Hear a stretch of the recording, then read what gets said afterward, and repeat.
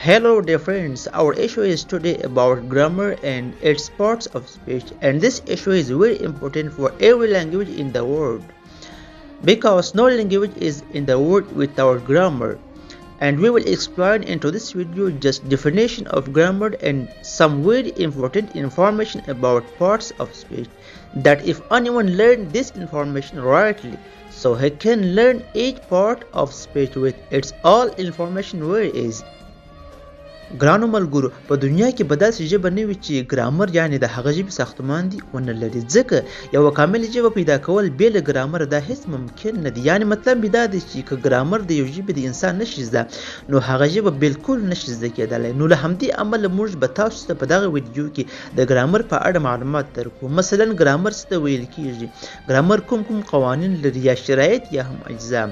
خو هر ګرامر یعنی د هر ژبې ګرامر بیا خپل ځان ته رولز یعنی قوانین لري، اجزا لري، داسې رولز چې د دغه قوانینو یا اجزاو د زده کولو نه پرته د دې ګرامر زده کړې بیخي هیڅ ده، یعنی بیخي ناممکنه ده.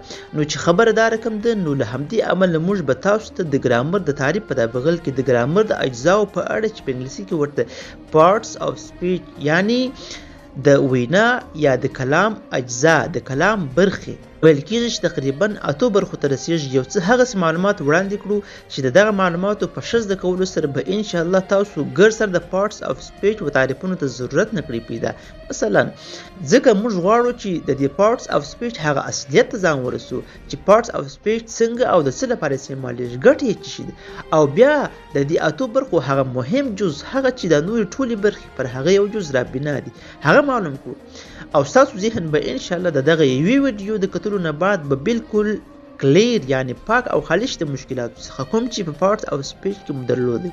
او زه دا خبر تاسو ته کوم که تاسو زموږ سره ملګري شوي یاست نو انشاءالله دغه انتخاب مو غلط ځای نه دی، او موږ به انشاءالله ستاسو سره هغه معلومات خامخا شریک کوو کوم چې موږ په خپل ژوند کې حاصل کړي دي. نو له موږ سره پاتې شي، او که زموږ یوټیوب چینل در سره سبسکرایب او لایک کړی نه وي نو هیله کوم در سره سبسکرایب یې کړئ. اوس به راشو ګرامر ته چې ګرامر څه ته وایي او د ګرامر تعریف څه شي دی. نو بیا پوه شه چې ګرامر ویل کېږي a set of rules which shows us how can we speak and write a language correctly. یعنی ګرامر ویل کېږي یو مجموعه یعنی ټولګې ته د قواعد کوم چې موږ ته راشي دا چې موږ څنګه وکولی شو چې انګلیسي خبرې کول او انګلیسي لیکل په سمه توګه وکړو. بس دا خو ګرامر سو او دا تعریف، خو یوازې تعریف کفایت نه کوي، ځکه موږ ته په تعریف کې صرف دا راوښودل چې د ګرامر معنا څه شي ده او ګرامر په څه دلیل دومره مهم دی. خو موږ چې هغه عمل کوم چې په تعریف کې د ګرامر ذکر شو هغه عمل عملي کوو، نو څنګه به یې موږ عملي کوو؟ نو موږ مخکې وویل چې دا ګرامر خپل ځان ته برخې لري چې تقریبا 8 برخو ته رسېږي چې ورته په انګلیسي کې پارټس اف سپیچ ویل کېږي. نو اوس هغه کومې برخې دي؟ تاسو به وایاست چې برخې او اجزا راته غږوي، خو نور دا نه راته وایي چې هغه کومې برخې دي. نو بیا واورئ، هغه 8 برخې دا دي: noun, pronoun, verb, adverb, adjective, preposition, conjunction, interjection. دا خو د 8 برخې شوي. اوس نو د 8 سره برخې ټولې مهمې دي، او که وایه په دغو 8 برخو کې داسې یوه برخه شته چې هغه نورې 7 برخې له څه کوي ټول ګرامر پر هغه جز رابنا ده، او چې هغه نشي زده په ګرامر دې مطلقاً سر نه خلاصېږي. نو بیا واوره، په دغو 8 برخو کې تر ټولو مهمترینه او د دې ټولو برخو مبنا علیه یعنی هغه شی چې د نورې ټولې برخې پر هغه رابنا دي هغه ناون دی. ځکه که تاسو لږ څه نظر دې ناون ته وکړي خپله به دا فیصله وکړي چې یقینا د دې ګرامر په 8 برخو کې همدا ناون تر ټولو مهمه او ضروري برخه ده چې باید زده کړی شي. ولې؟ ځکه په دنیا کې چې څه هم دي د هر څه بنیاد پر ناونز تاویج راتاویږي. مثلا چې ښه دقت وشي داسې شی به نه وي په دنیا کې چې هغه دې بې له نومه وي. ځکه خو چې ته دا ژوند کوې، څه خورې یا څه رانیسې یا څه خرڅوې، مثلا که دا شیان نومان ونه لري نو ته بیا څنګه دا کارونه کوې؟ یعنې په دنیا کې چې څه هم دي دا ناونز دي. اوس دا زما خپله نفس چې دی زه خپله دا یو ناون دی، ځکه که خلک زما نوم ګر سره پېژني نه نو دا خو خامخا راته وایي چې دا یو انسان دی. نو اوس انسان دا نوم دی که نه دی؟ یعنی کوم شی چې په کوم نامه سره پېژندل کېږي هغه نامه ته بس ناون ویل کېږي. دغه خبره یاد لرئ.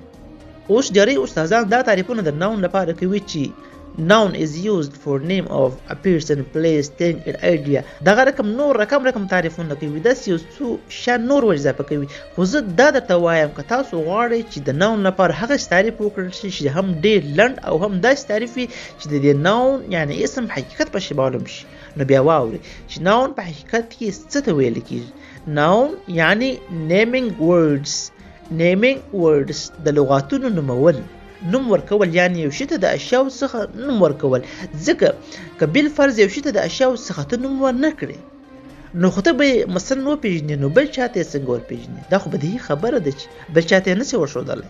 لکه کتاب، قلم، کتابچه، شعر، احمد، محمد، فکر، نظر، خیال، تصور، دغسې هر رقم نوم چې وي بس هغه ناون. اوس راشي هغه برخې بیان کړو چې پر دغه ناون رابنا دي، او دا به زده کړو چې د هغو برخو بنیاد ولې پر ناون باندې تاویږي راتویږي. نو راشي که ستاسو فکر وي کله چې یو ناون یعنی د یو څیز نوم ذکر کړل شي نو بیا دې خبرې ته وار د واره ضرورت پیدا کېږي چې آیا دغه شی چې نوم یې ذکر کړل شو دا بد دی که ښه، جګ دی که ټیټ، اوږد دی که لنډ، ښایسته دی که بدرنګه. یعنی مطلب مو دا دی چې د دې شي د نوم د ذکر کولو سره بس د دې شي هغه صفت ته ضرورت لیدل کېږي.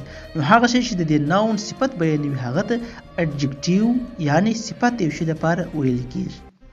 نو هغه د تاسو ولیدل چې د دې اډجکټیو هغه بنیاد پر څه شي باندې راغلی؟ پر ناون باندې راغلی. که چېرته د یو شي ناون یعنی نوم نشي ذکر نو بیا اډجکټیو ته څه ضرورت شته؟ نشته کنه.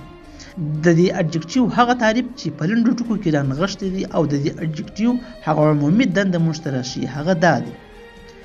اډجکټیو یعنی qualifying words. څه مطلب؟ هغه ستایل یا په بل اصطلاح هغه صفت ورکوونکي لغاتونه، یعنی چې یو شی ستایي په یو صفت سره چې دا شی یا بد صفت لري یا ښه، ښایسته دی یا بدرنګ یا غیره وغیره. مثلا good book یعنی ښه کتاب، nice lesson ښکلی درس، bad cat یعنی بده پیشي، خرابه پیشي. اوس په دغه مثالونو کې دغه good، nice او bad دې ته adjectives ویل کېږي چې هغه بوک یعنی کتاب، درسونه او پیشش ناونز دي، هغوی ته یې ښه یا بد صفتونه ورکړل نه ومولیدل انشاءالله. اوس راځو بلې برخې ته. که ستاسو فکر وي دغه ناون به خامخا یو کار کوي یا هم دی به خپله کار نه کوي خو په ده سره یا پر ده باندې به کار کېږي، نو د دغه عمل د اجرا کولو لپاره موږ په پارټس او سپیچ کې بله برخه لرو چې په انګلیسي کې ورته ورب ویل کېږي. د دغه برخې وظیفه بیا د ناونز عملونه اجرا کول. د ورب لپاره یو لنډ تعریف په اسانه ټکو کې چې ډیر ژر ذهن کې ځای هم نشي او بیخي اصلي او عمومي کار د ورب راته شي دا دی. ورب یعنی actions words مطلب هغه لغاتونه چې د ناونز د یو عمل د اجرا کولو لپاره استعمالیږي. مثلا یو ناون یعنی نوم خوړل کوي، چشل کوي یا هم لیکل کوي، دغه رقم کتل کوي، تکول کوي، ویده کېدل یا هم خلاصول، بندول، دغه نور څه کارونه کوي. دغه ټول عملونه د ورب په واسطه ترسره کېږي. که ورب نه وي نو بل داسې شی به نه کړي پیدا چې دغه کارونه دې اجرا کړي. صحیح شو؟ او دغه ورب چې بیا څو حالتونه لري او کوم اقسام لري په خپل ځان کې هغه نو وروسته بیانېږي. ځکه دلته که بیان شي نو به ویډیو زیاته اوږده شي او ستاسو په ذهن کې به دغه کومه نقشه چې موږ شروع کړې ده دا سمه نه پاتې کېږي. صحیح شو؟ اوس خو مو ورب هم وپېژندئ چې د ناونز لپاره کوم عمل اجرا کوي. اوس راځو یو بل برخې ته د پارټس او سپیچ. که ستاسو فکر وي دغه ناونز چې یو کار کوي نو اوس دغه کار په کومه طریقه سره کوي؟ په کراره سره یې کوي او که په تیزۍ سره. مثلا زه خوراک کوم، څنګه یې کوم؟ ژر په تیزۍ سره یې کوم او که په کراره سره. یا زه موټر چلوم یا بل کار کوم نو هغه کار زه څنګه کوم؟ یعنی دغه ورب کوم چې یو عمل په ده سره اجرا کېږي دغه ورب په یو قید کې راولي. نو دغه برخې ته د پارټس او سپیچ چې دغه عمل مقید کوي دې برخې ته په انګلیسي کې اډورب ویل کېږي. اډورب یعنی describing verbs یعنی بیانول یا تشریح اکثر اوقاتو کې د پیلونو کوي خو په قیدي ډول سره. مثلا I am drinking slowly زه ورو یعنی په کراره توګه څښل کوم. یا هم I am working quickly زه په چلاکۍ سره کار کوم. اوس دلته دغه ډرینکینګ یا هم ورکینګ دا وربونه دي یعنی فعلونه دي دا مقید شوي دي په سلولی سره یا په کویکلی سره یعنی څښل کوم خو ورو یا هم کار کوم خو په چلاکۍ سره. انشاءالله سره به مو په خلاص شوي. اوس راځو بلې برخې ته د پارټس او سپیچ. اوس دغه ناون نه دی، دغه ناون دا به خامخا په یو ځای کې موقعیت لري یعنی دغه نوم چې ته غواړې جمله په جوړه کړې. دغه ناون چې کار کوي یا هم کار نه کوي دغسې بېکار ناست وي یا پروت وي خو خامخا په یو ځای په یو مکان کې وي دغه رقم په یو زمانه کې به وي. نو د دغه لپاره چې د دغه ناون موقعیت مکان او وخت معلوم کړو د دغه لپاره موږ په پارټس او سپیچ کې پریپوزیشن لرو. مثلا لکه in یعنی دننه. For example, احمد is in the class. احمد دننه په کلاس کې دی. بل مثال on یعنی سربیره. For example, the apple is on the plate. د غسی په پلیټ کې دی یعنی سربیره باندې پروت دی. under یعنی لاندې. For example, I'm under the car. زه تر موټر لاندې یم. next یعنی نږدې. You are next to احمد.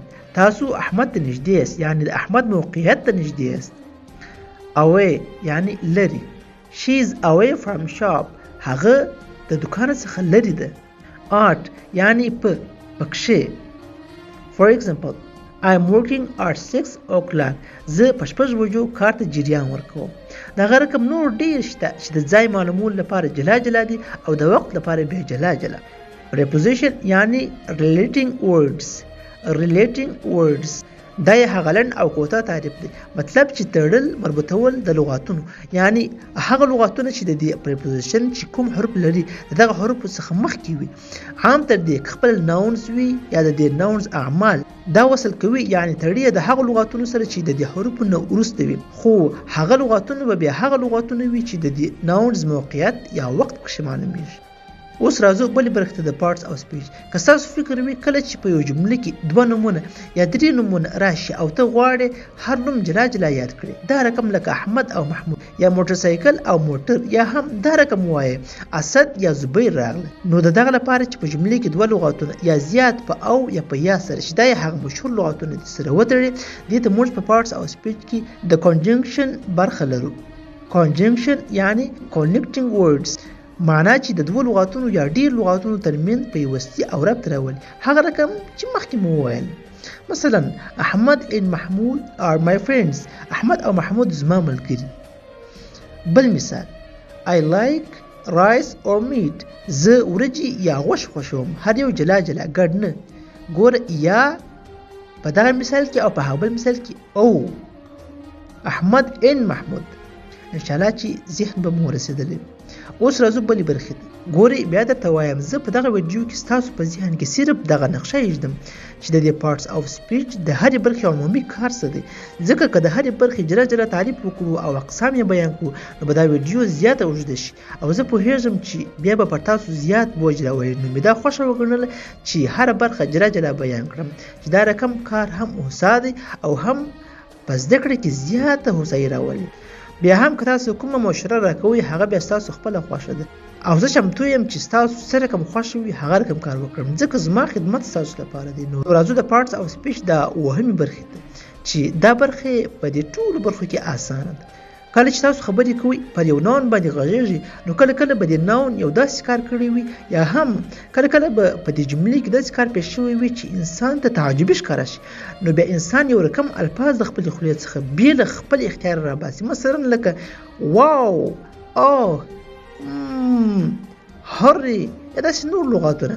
دغسې لغاتونو لپاره موږ په پارټس او سپیچ کې د انټرجکشن برخه لرو. انټرجکشن یعنی certain feelings چې دا یو مختصر په لنډو ټکو کې تعریف دی. مطلب نسبی احساسات یعنی په جمله کې هغه لغاتونه ویل چې په وخت کې د یو نادر او تعجبي احساس کولو را پیدا کیږي. اوس نو یو برخه او اتمه برخه د دې اتو اقسامو څخه د پارټس او سپیچ پاتې ده چې هغه ته وایي پروناون یعنی ضمیر. اوس دا پروناون بیا کومه بلا ده دا کومه دنده اجرا کوي. موږ مخکې دا خبره کړې وه چې د پارټس او سپیچ بې له ناون څخه د نورو ټولو برخو موقوف علیه یعنی هغه شی چې د نورو ټولې برخې باندې را بنا باندې موقوفه دي هغه ناون دی. نو اوس کله کله داسې وشي چې دغه ناونز ډیر وي یعنی نومونه ډیر وي. که زه د ټولو نومونه اخلم دا کلام او دغه جمله ډیره اوږدېږي یا بیخي یو شخص دی زه نه غواړم چې په مجلس کې د هغه نوم واخیستل شي یا د بلې وجې څخه زه د هغه نوم نه اخلم نو بیا زه د دغه ناونز پر ځای پروناونز ایږدم چې تقریبا 7 دانې دي چې ښه په تفصیل سره به راشي انشاءالله. نو پروناون یعنی replacing words چې دا یې هغه مختصر او عمومي تعریف دی یعنی د لغاتونو ځای ناست دی چې یو ناون ته نه غواړي د جملې په شروع کې ذکر کړي نو بیا د پروناون څخه کار واخلي. مثلا احمد is my brother یعنی احمد زما ورور دی. اوس زه نه غواړم چې د احمد نوم ذکر کړی شي، نو بیا بل لار هم شته، هغه پروناون یعنی ضمیر دی، ضمیر پر ځای ذکر کړ چې هغه هی ده. بیا دا رقم وایي he is my brother چې دا ضمیرونه بیا خپل ځان ته واحد لري، جمع لري، مخاطب لري، متکلم لري چې بحث به راشي ان شاء الله. نو اوس تاسو ولیدل چې د دې parts of speech د ټول برخو اصلي او عمومي وظیفې څه دي او څنګه استعمالیږي او کوم یو په دوی ډیر مهم او زیات د دې وړ دی چې باید ښه زده کړل شي چې هغه noun و او څنګه هغه نور ټول parts of speech پر ده رابنه کېدل.